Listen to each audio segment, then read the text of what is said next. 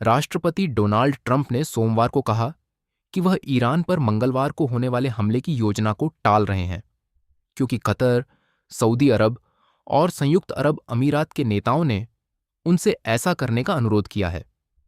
उन्होंने कहा कि युद्ध समाप्त करने के लिए बातचीत अब और गंभीर हो रही है। ट्रंप ने अपने ट्रूथ सोशल पोस्ट में लिखा कि उन्होंने अपने नेतृत्व को निर्देश दिया है कि यदि कोई समझौता नहीं होता है तो तुरंत बड़े पैमाने पर ईरान पर हमला करने के लिए तैयार रहें। उन्होंने कहा कि क्षेत्रीय नेताओं को इस बात की आशा है कि ऐसा समझौता हो सकता है जो अमेरिका और मध्य पूर्व के सहयोगियों के लिए स्वीकार्य होगा।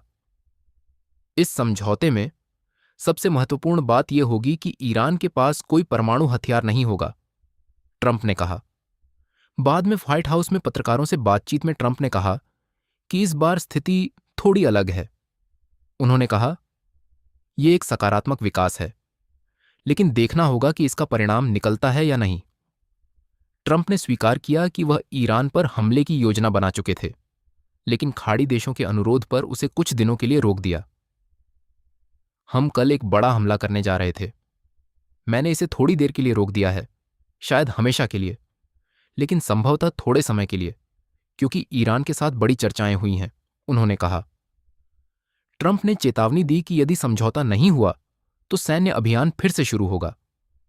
उन्होंने दोहराया कि ईरान को परमाणु हथियार रखने की अनुमति नहीं दी जाएगी। ईरान ने सोमवार को कहा कि उसने पाकिस्तानी मध्यस्थों के माध्यम से अमेरिका की कुछ चिंताओं का जवाब दिया है, लेकिन अमेरिकी अधिकारियों ने इसे पर्याप्त रियायत नहीं माना।